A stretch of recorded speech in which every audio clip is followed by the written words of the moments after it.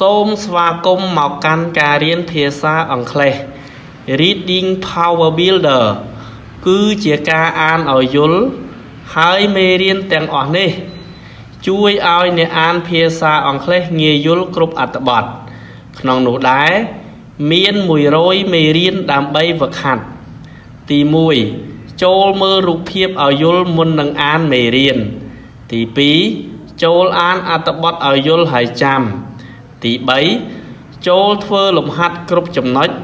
A B C D and E 4ត្រូវផ្ទៀងផ្ទាត់ជាមួយចម្លើយដែលមាន5ត្រូវតែយល់ឲ្យច្បាស់គ្រប់មេរៀនទាំងអស់ហើយអានដដែលរាល់ថ្ងៃ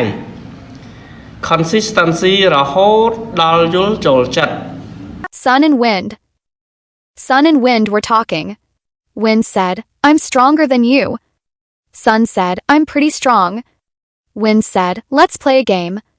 "How?" Sun said. "See that man," Wind said. "I'll make him take his coat off." So Wind blew hard. But the man held his coat around him. "My turn," said Sun, smiling. Soon the man got very hot. Then he took his coat off. "I win," said Sunday, "and I made the man happy." មេរៀនទី7ព្រះអាទិត្យនិងខ្យល់ព្រះអាទិត្យនិងខ្យល់កំពុងនិយាយគ្នាខ្យល់បាននិយាយថាខ្ញុំខ្លាំងជាងអ្នក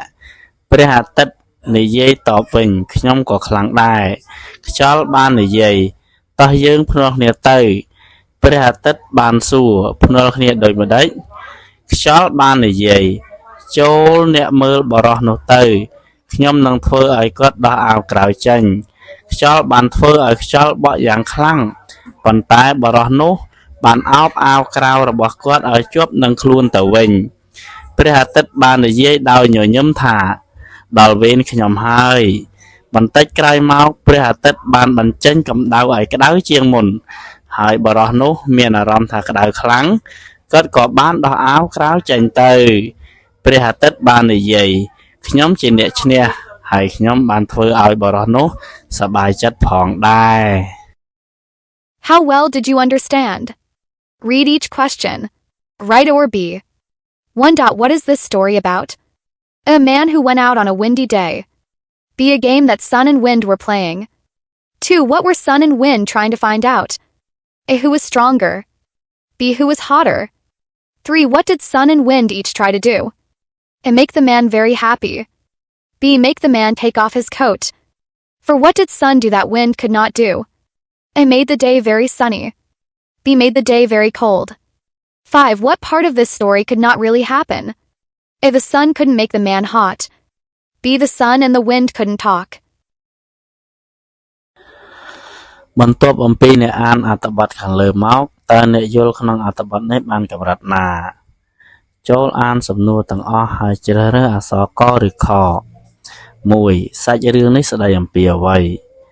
កបរោះដែលចេញទៅខាងក្រៅក្នុងថ្ងៃខ្យល់បក់ខ្លាំងខការភ្នាល់គ្នានៃព្រះអាទិត្យនិងខ្យល់លេខ2តើព្រះអាទិត្យនិងខ្យល់កំពុងព្យាយាមស្វែងរកអ្វីកអ្នកណាខ្លាំងជាងខអ្នកណាក្តៅជាងលេខ3តើព្រះអាទិត្យនិងខ្យល់បានព្យាយាមធ្វើអ្វីខ្លះកធ្វើឲ្យបរោះនោះរីករាយយ៉ាងខ្លាំងខធ្វើឲ្យបរោះនោះដោះអាវក្រៅចេញលេខ4តើព្រះអាទិត្យបានធ្វើអ្វីដែលខ្យល់មិនអាចធ្វើបានកធ្វើឲ្យថ្ងៃមានពន្លឺខធ្វើឲ្យថ្ងៃត្រជាក់ខ្លាំងលេខ5តើផ្នែកណានៃរឿងនេះដែលមិនអាចកើតឡើងបានជាក់ស្ដែងក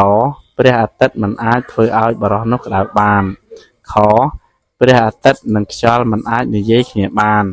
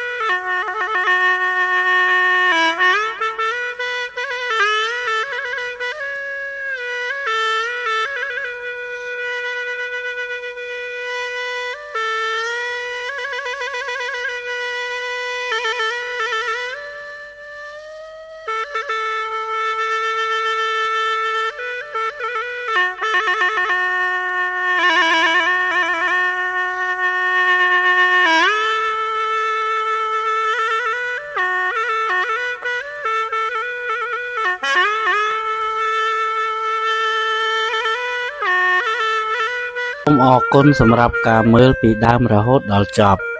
បើចង់រៀនបន្ថែមទៀតទី1សូមចុច link ភ្ជាប់ទៅ group Telegram ឬ scan QR 2តាម Zoom ដែលមានលេខ 56 27 73 82 02 3សូមចុច link ភ្ជាប់ទៅមេរៀនជា PDF នៅក្នុង Google Drive បញ្ជាក់ដំណរដែលមានទាំងអស់នេះមាននៅខាងក្រោមវីដេអូទាំងអស់សូមអរគុណ